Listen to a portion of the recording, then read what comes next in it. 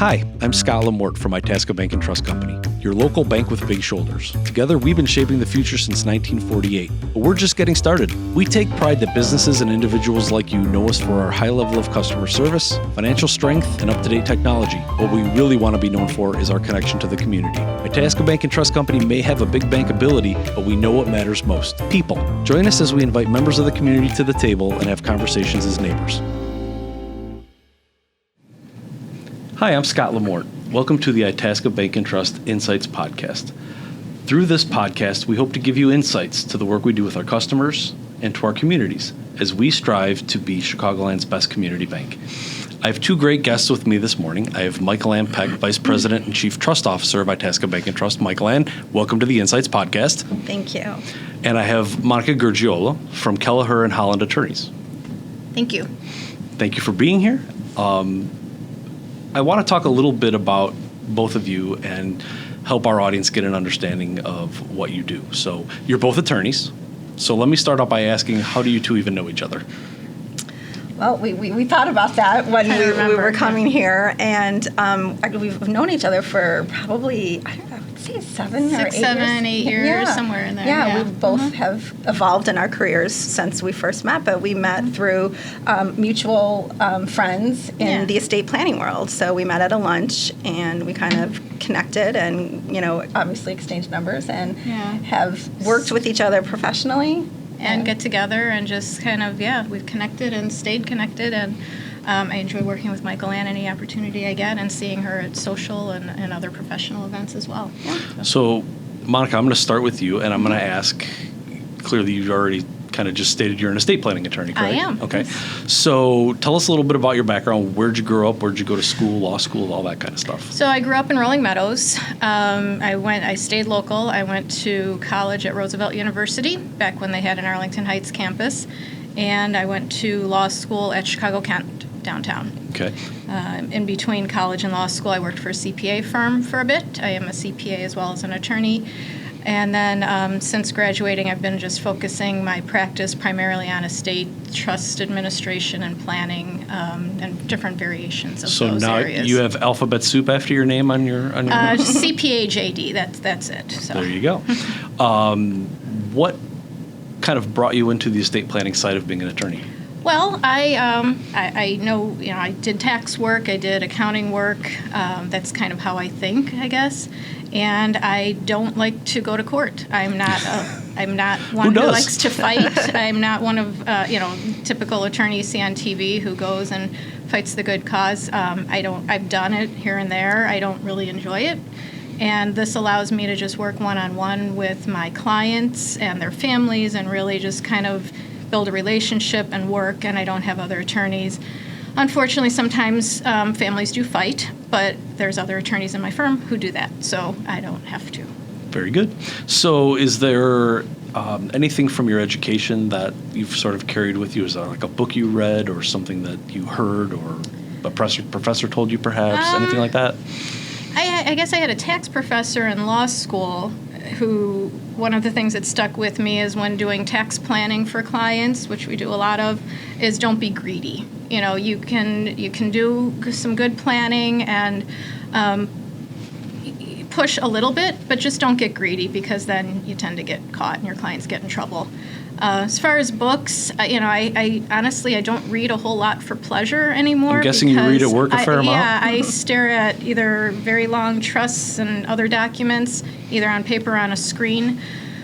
So if anything, I'll maybe watch a movie at night or stream something on Netflix. So.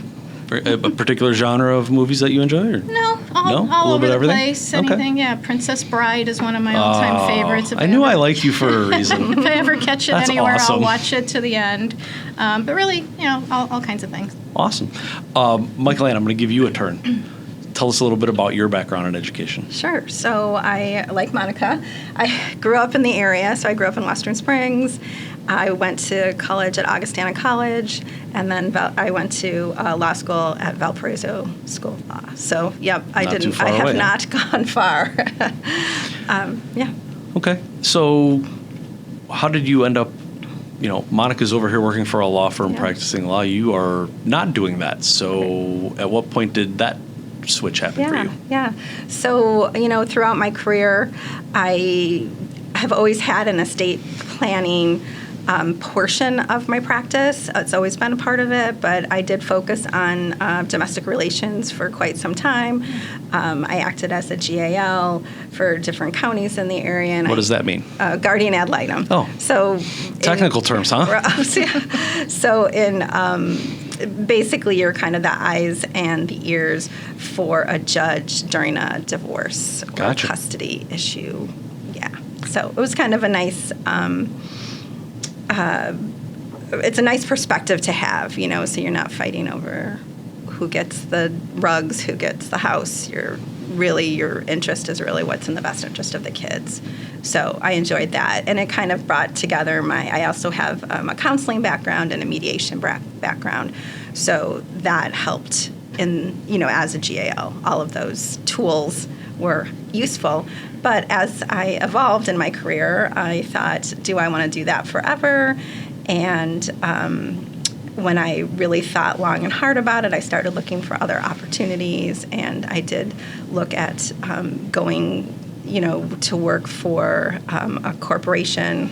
I ended up at a bank where I was doing trust administration work, which is encompassing all of that, honestly. Right. So, yeah. A counseling background would be Yes. very good for that. Well, that sort of allows me to not ask you the question of sort of who made an impact on you growing up, because it sounds like you had a whole lot of influences on you, and you've picked up a lot of skills before you got into the working at a bank part of your life, right? Yeah, that's very true. And I'll tell you this, when I was younger, the last thing I was going to do is go to law school. And, it just kind of evolved. And I come from a family of lawyers. And But I think the cool thing about being a lawyer is there's so many different ways you can use that degree. Yeah. You could be a litigator for like what you were talking about. Right. You could do more transactional work. Counseling. Right. Yeah, working with families and clients. Mediation. That way. I mean, there's just so it's a degree that has served me well for sure. Like Mm-hmm. So, this. Monica, any attorneys in your family? No. No? Okay. Well, my sister for a little bit, but nobody before me. Gotcha. So. Okay. I was just curious. So I want to talk a little bit about the differentiation between being an estate planning attorney and being a professional trustee. Trusts, as I understand them, it's not like you can walk into the bank and say, hey, I want to buy a trust. It's not like going to the grocery store and buying a box of cereal or going to the lot and buying a used car, right? So that process starts somewhere, and it doesn't start at a bank per se. So, Monica, does that start in your corner of the world? It often does. So clients will come to us, or potential clients will come to us, either maybe because they're meeting with their financial advisor, or they recently lost a family member, or we're talking to some friends about, a will or an estate plan that they just did. So they come to us with kind of different things on their mind. And then that's really the first meeting we have is that's usually how I start my meetings, is what brought you here? What's driving you to come here today? So then we kind of focus on that and get the conversation started. And then it just kind of goes from there. It really depends on the family, whether it's a person, one single person, a couple, what their concerns are. We dig into whether there's, family dynamics we need to worry about, what their concerns are. If there's tax planning to be done, there's estate tax, there's income tax, there's all these different taxes that people hear about. So we try to see if that's an issue for them and help them plan for that, as well as all of the non-tax pieces of estate planning. So is Kelleher Holland a full-service firm so that you have those other resources available to you? Which what is are the a practice wonderful areas? thing. So we are a full-service firm, and by that I mean between us, I focus on estates and trusts, tax, and asset protection planning. But there's about 55 of us all in at Kelleher Holland. About 30 of those are attorneys, and of the attorneys, many of them are CPAs also. So we've got attorneys who are licensed in 10 different states and who practice all different areas of law, from the estate and trust, which is probably our largest practice group, both planning and administration. We've got corporate attorneys who do mergers, acquisitions, setting up entities and maintaining them. contracts, leases, real estate, commercial and residential, banking, employment law. I'm trying to think of all the areas. And then all of our litigators who will litigate any of those areas, as well as family law, divorce, criminal, medical malpractice, personal injury. So between us, there's really not a whole lot we can't address for clients. And One-stop it's nice shopping, it's legally nice for me to speaking. just literally walk down the hall to get one of our other attorneys to drop in a meeting when something came up with a client. So it's very nice. So help me understand, what are the sort of essential documents in an estate plan? When somebody comes to you and says, I'm looking for estate planning services, what does that actually look like to you? So I mean, estate planning, sometimes people think, oh, I don't have an estate, I'm not rich. But I think that all the time. yeah, right? I mean, it's true. But really, if you're over 18 and you're just getting ready to go off to college, you need some basic powers of attorney. So that's estate planning right there. I mean, you don't have an estate, but you're a legal adult at that point. And you need somebody, you want to appoint somebody to be your voice if you need medical decisions made and to handle finances for you if you're sick or maybe just away at college. I mean, I have kids that age, and it came in handy a couple times to be able to do that. And then every phase of life, really, as your estate, if you will, is growing. So you're earning money, you're putting money into a 401k, you have life insurance, maybe you have children, more life insurance. All of those phases you need some planning. So we call it estate planning. So really, like I said, age 18, your documents might just be powers of attorney, living will, and that's about it. As you acquire a little bit more, people think, well, a will, I need a will. So if I die, this is what I want to happen. We like to take it usually a step further and have most people can benefit in some way from the use of a revocable living trust. There's all kinds of trusts that we do, but that's kind of the base one that is very beneficial to most people. So we talk about that and why somebody might want to use that.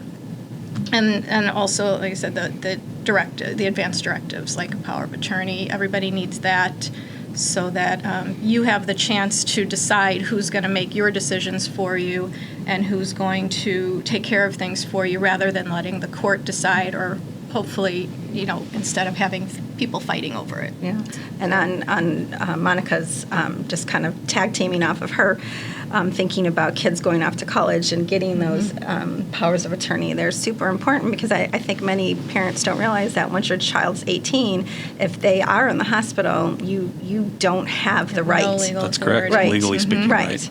So without a power of attorney, and that can happen at, finding out that you need that at the last minute is not the Not a time. good thing. Scramble. No, Yes. it's not Right. good when Yes. you're trying. Yeah. Yeah. So Monica, what happens when you're done creating an estate plan for a client? So, I mean, the estate plan consists of the conversations with the client, drafting documents for them to accomplish what it is they're trying to accomplish. And then we often need to restructure their assets. So meaning you own things jointly right now, maybe we want to split some joint accounts and put them into one or the other, a living trust. Or if it's a single person, just move it all into a revocable living trust. Deeding properties, looking at beneficiary designations is a huge part of it too. I know people sometimes say, I can just go on the internet and get a will done. Not a good idea. I mean, the internet is not going to ask you the questions that we as estate planning attorneys are going to ask you and need to be addressed. And one of the big pieces is getting your beneficiary designations in line with your overall estate plan, your wishes overall. Otherwise, somebody writes a will and it turns out it does nothing, or it wasn't executed properly and it didn't work, and now you've got all these expenses and fights going on. So. Yeah, I actually had a family come to my office after the person had passed away with their will, thinking, what are the next steps? Here Just it is. looking, right? And I read the will, and it was a self-drawn-up will, probably got a form off of the internet, and he named himself, he named who his children were, who his wife was, all of his assets, but never named any beneficiaries. So Wow. it was useless. Yeah. Yeah, that's Yeah. that's not going to help anybody, Yeah. is it? Yeah. Or where they have one of their children or their children be the witnesses on the will. You Can't do that. You can't do that. So all kinds of problems. So, Monica, you're talking about trusts. How do you determine when a customer needs a professional trustee? Like, how do you know when Well, that happens? part of, the conversations I have with my client are, we get into some personal discussions. I would imagine. It's just part of what we need to do in order to be able to do a plan that's going to work for them and their family. If I start seeing, or through the discussion, learn that maybe there's some potential family conflicts that could arise, or maybe an unsophisticated beneficiary who's going to need help investing and figuring out what to do with a trust or an estate once their parent or whoever it is passes, that's when I'll kind of throw the idea of a corporate trustee into the mix. I think there's a lot of benefit to be had by them, by having a professional trustee outside the family, and especially outside of the group of beneficiaries. So, for example, anytime somebody says that they, tells me that they want to have one of their children act as trustee, that's often fine. If it's a very straightforward plan, that, one child might make sense to be the person administering it. But if there's going to be continued trusts for multiple children or multiple beneficiaries, I'm always I kind of want them to take a step back and think, well, how is that going to play out when you've got one of your kids kind of holding the purse strings for another one, saying, yes, you can have money for this, but no, you can't have this. And if they've got a good relationship at that time, probably won't stay that way for very long. Right. Holidays and family parties will be very awkward when there's been those types of issues. If they don't get along, then you certainly don't want them acting as trustee for each other. So that's a situation where if they don't feel comfortable having the beneficiary kind of manage things for themselves, let's think about an outside corporate trustee or something like that. And that's where someone like Michael-Anne and her team at the bank would come in, right? Am I reading that correctly? Mm-hmm. Exactly. So tell us a little bit about the bank and your team at the bank and the services. Sure. So Itasca Bank Trust, as the name implies, has a full-service trust department. It's funny how that worked out. Right. Well, it's funny how many people don't know. I know, right? And understand what is a trust department and why is it there. So we are, a community bank, which I think for me, that's where I've always landed, is at smaller community banks. But Itasca Bank Trust is unique because it truly is a community bank. It is a bank that cares about its community. I've never felt more supported by our upper management to go out and to help and to do speaking engagements and just whatever we can to do to give back. They're very supportive of that. So a part of your role is really educational, right? Absolutely. It's spreading that gospel out to the world, right? Mm-hmm. Right. And Monica, is that part of your world as well? It is, yeah, because a lot of people don't really understand. I mentioned before, people think estate planning, that's for rich people. I don't need that. But really, everybody needs to put something in place. Everybody wants control, especially, maybe there's a big life change that is occurring. There's marriages, divorces, deaths in the family, moving to other states. Just all these things come up, and whether you're, rich or not, you've got to address those things. So we, as a firm, try to do that with our attorneys. We're licensed in various states and can really help people as they're transitioning maybe out of Illinois. Some people are leaving Illinois now? I know, shocking, right? So we've got our... That's a whole nother podcast. Right. That's a whole nother episode, so right? we're staying on top of that. We've got our Florida office in Naples, and we've got attorneys licensed in all those states that people want to move to. Sure. So, Michael-Anne, how does a potential customer do the due diligence to find out about professional trustees, and how do they find people like you? Sure. A lot of times they'll just be our customers from the bank who might see me flash up on the screen while they're, doing their banking, and they'll think exactly like Monica said. They'll just have an issue. Something's happened, maybe a life event. Maybe they've inherited money themselves, or maybe they just think, oh, it's time for me to do a will. I wonder if the bank can help, because a lot of people do come to me and want me to create the documents. Mm-hmm. So that's not how it works, right? It isn't, unfortunately, but I'm not a bad place to start, because I can find and direct them to seasoned estate planning professionals. And I think if you get one thing out of this whole podcast is when you get your estate plan done, make sure you use somebody like Monica, who that is all she does. You know, Right. she's a seasoned estate planning professional because, I like you know, seasoned. yeah, It's nice. seasoned. It's a very diplomatic word, right? We're old. Right. We're all no, seasoned not at this. old at We're all all. seasoned at this table. So, but you want to make sure, you know, you're using someone who understands, you know, the documents that they're preparing for you, because I've had that happen too. You know, I had a client come with a trust and they said, well, you're the trustee. And I read it and I said, we're not the trustee. And they said, well, no, my attorney, I told my attorney that's what I wanted. And, you know, Right. I don't know, I wasn't, you know, there, I'm not privy to their conversations, but you definitely want to make sure you're working with a professional who knows what they're doing, who this is what they do day in and day out, and who listens to you. Right.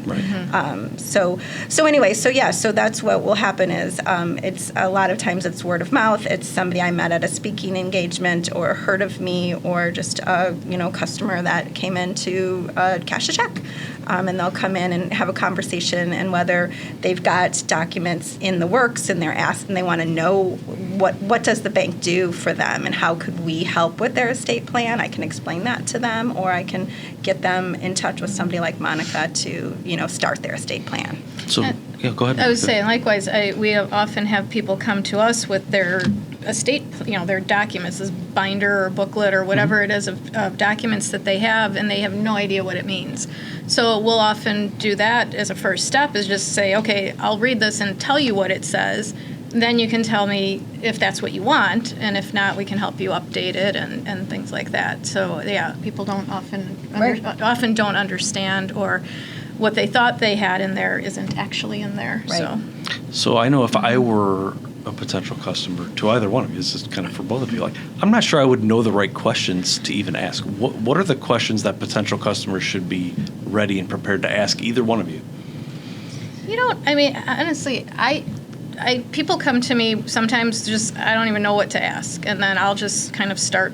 And then So you have a checklist to work through? Or? Yeah, at this point, I've been doing this so long, it's just, I just kind of take the cue from them. If they come in with, this is my main concern, then we start with that. If they come in and say, I don't even know, I think I need a will, then we kind of start with that, and I educate them. That's part of my job, is to educate and say, this is what happens in these different circumstances. Here's your options, and what do you want to do? And then I'll try to, part of my job is to not just be a scrivener, if you will, and just take notes and write what they say, but to actually ask the follow-up questions, like I was saying about choice of trustee, for example, or whatever comes up. I've been doing this now on the administration side, so post-death, probate, trust administration, like you do, and that's where you really see the problems, because when a plan wasn't done well, or it just wasn't carried out well, that's when the problems arise. So when I'm taking that back to my estate planning table, that's what's going into those discussions with the client, and I'm kind of having them think through things, because I know how it's going to play out if it's not done properly. So what kinds of questions do you typically see, Michael-Anne? Well, a lot of people come to me to find out where to start, which I love, because I think that people trust their bankers, right? Which was new to me when I got into this field. So a lot of people, when they have that special needs child, or they've lost a loved one, or whatever, when something has changed, they're talking to their banker, and their banker says, "Why don't you go talk to Michael-Anne, because that's my world," right? So I don't want people to feel intimidated that they have to come see Monica or myself, or an estate planner with specific questions, but come and let us know. It's our jobs to ask the questions. That's what, but they've got to be open and honest. And so I see people at all stages. Some of them have the binder, and I read the binder as well, and some of them have nothing. And then we can start from scratch and get them on the right track. So do the estate planning attorney and the professional trustee work hand in hand quite often, or is this just sort of the paperwork gets done and you all never talk to one another? How does that work? It's always my hope that we do work in conjunction. When I recommend an estate planner to my clients, I always say, if you do name the bank as the trustee, could you please, have your attorney let me review it first before you sign it? Because, and not that I have 100% confidence in any estate planner that's out there that is an estate planner, but I don't think a second set of eyes ever hurts.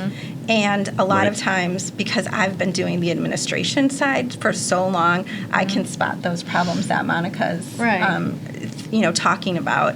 If you are an estate planner and you are creating the documents, sometimes you don't realize what little changes you could make to address big issues, once that person has passed. Yeah, So. and I'm happy, and I actually welcome that when I'm going to be naming a corporate trustee in a document, as I would like that, and Mike, we've done that before, where I'll send the draft over. Once we get it the way, my client's happy with it, this is what we think we want, especially if there's some, interesting different trust provisions in there or whatever. I want Michael-Anne to read it and tell me before we have the client sign it if she sees some sort of a potential problem with administering it. As what, we're going to have a problem. What do you mean by this? We can fix it. We can clarify it. We can get it right before it's signed, before it's too late. So I think it works out well to do that. So if this process works to its best end, it involves both of you working together collaboratively over a fairly longer period of time, right? It's not just a one-time transactional kind of thing. It's much more relational than transactional, would you say? Absolutely. Yeah. I mean, in the best case scenario, the hope is that they come to Monica. She prepares the documents.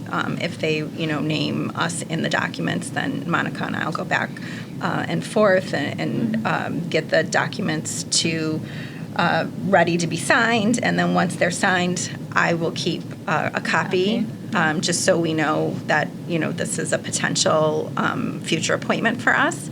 And then, but for Monica, she would hope that they would come back every few years and we could review In a perfect things, world, right? we'll come back and review and just laws make sure change. sure it's still what they want. change. So you said something I don't want to lose, which is laws change.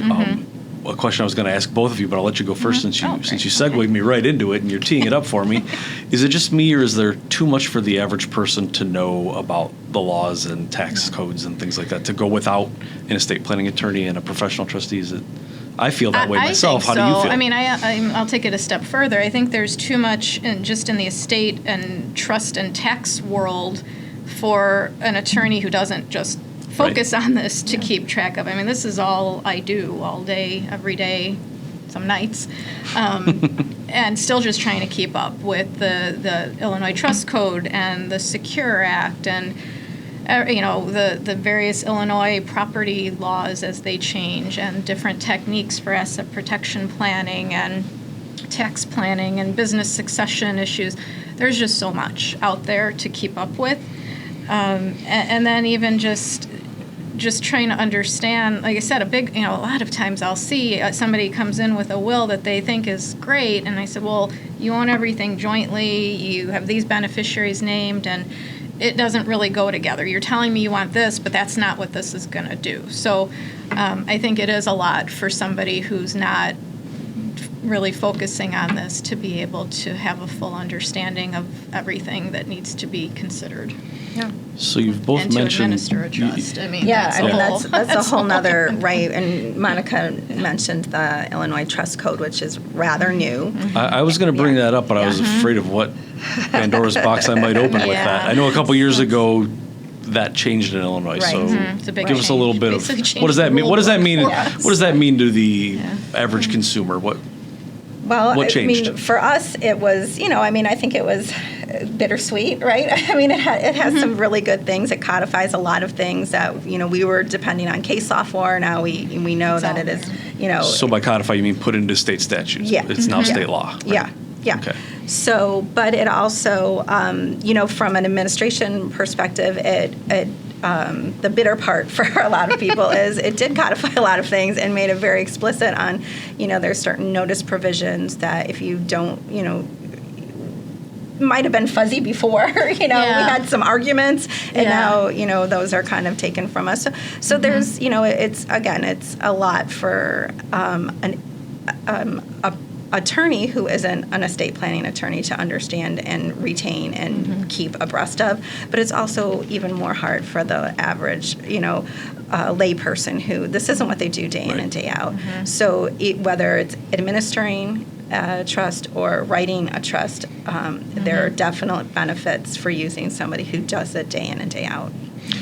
So, Michael-Anne, you mentioned special needs trust, and I know that's part of the services that Itasca Bank Trust offers, but maybe tell our listening audience a little bit about what that actually is and what that's all about. So a special needs trust is a specialized type of trust that's going to protect assets for a person who is receiving some sort of public benefit because of a special need, whether it's a disability, but as a special need. And the way you administer that, you really need to understand what the parameters are and, who can actually get a distribution and what money can be spent on, because it's very important to protect those public benefits for that individual. So that individual doesn't own any of those assets, but those assets are there for their benefit. And then it's our job as trustee to make sure we properly administer that trust so that we don't infringe on those benefits at all. And so the special needs trust document itself is drawn up by people like us. An attorney? And not me personally, but we have attorneys in our estate and trust group at the firm who do that. And there's various types of trusts. So there's trusts that can be set up for the person with their own assets. Maybe there was a personal injury settlement or a wrongful, a settlement of some sort. Now they've got this, and they want to protect it so that they can still be eligible for the public benefits, like Michael-Anne was saying. There's types that can be set up by a family member. I often will do that if I have a parent, for example, who has a child who has some sort of special needs that fits into that category. Sometimes the thought is, I'll leave everything to my other kids and they'll take care of them. It's not a great strategy. No. I said, let's think about doing a supplemental needs trust, and we can leave whatever it is, their share, however much you want to leave to them in this type of a trust for them. Name a trustee to administer that trust, and it's designed, like Michael-Anne was saying, to supplement what they're going to get from the governmental benefits that they're entitled to without causing them to be ineligible. So we do all those types of trusts in our office as people need them. So. Okay, so now you should love this part the most. The floor is yours. What else do people in our audience need to know about estate planning, trust services? Anything you want to impart before we wrap up? Well, I think for me, I already said this, I'll say it again, if you get anything out of this, know that you need to go to an estate planning professional to have your documents drawn up. And then secondly, the advantage to having a corporate trustee, whether it's Itasca or another bank. I think a lot of people think, I'm going to name this child to be the trustee. I'm going to name this child to be the executor because I want to make it fair. Yeah. I don't want anybody to feel left out. And trust me, once they figure out what the job is, nobody wants that job. Nobody wants it. It is a full-time job. Administering a trust is a full-time job, and you need to know what you're doing, because the one, word of caution is that it only takes one beneficiary to file a suit, right? That's all it takes. So if somebody messes up, if that lay person who is acting as a trustee messes up and their brother or sister, whomever the other beneficiaries are, finds out about it and sues them, then the whole purpose of the estate plan is out of the window. And a lot of the family, what the funds were going to be left to the family end up going to fight about it. Yeah. And then people are getting less and less, and they end up hating each other. So, and then from the planning side, I would say just do something. Don't wait. Don't try to do it yourself. Something else we do is our office, we do Medicaid planning, and people say, I'm going to just start giving my things away. I'm going to put my kids on title here, and I'm going to put this account, and then it's all messed up. Or they put one of their children on a bank account and say, that one, that way they can write checks for me if I'm sick. and then they'll just split it up among my kids when I'm gone. Or, I mean, I've seen all different variations of that. It doesn't work. I mean, that's all I can say is, get your thoughts together, meet with somebody, if it's not me or somebody in my group or at my firm, talk to somebody who does this and purposefully set up what you want, and don't just let chance, take its course. And Illinois law has, I always say, if you don't have an estate plan, Illinois has one for you. It's Nobody not, wants that. I mean, a big surprise for people is if they're married and they have kids, or if they're married, they just think everything's going to go to their spouse. If they've got children and they have probate assets, those kids get half, and they're often, in an unexpected death, they're minors, and now mom or dad who survived now has to go be appointed by a court as guardian. We do guardianship work, and I know you'll act as guardian. I mean, my personal opinion is to try to avoid guardianship at all costs. It's worse than probate, I think, because it's just ongoing and very public. I mean, probate, guardianship, it's all public. Do trusts and you do the planning, it's all private. Yep. So there's just a lot of reasons to take some action to maintain control over your own affairs and then provide for your family or whoever when you can't. Well, I tell you, I think we covered an awful lot of ground here. Can't thank you both enough for being here. This has been the Itasca Bank Trust Insights podcast. Thank you to my guests, Michael-Anne Peck of Itasca Bank Trust and Monica Gurgiolo from Kelleher Holland. Stay well, everyone. Thank you.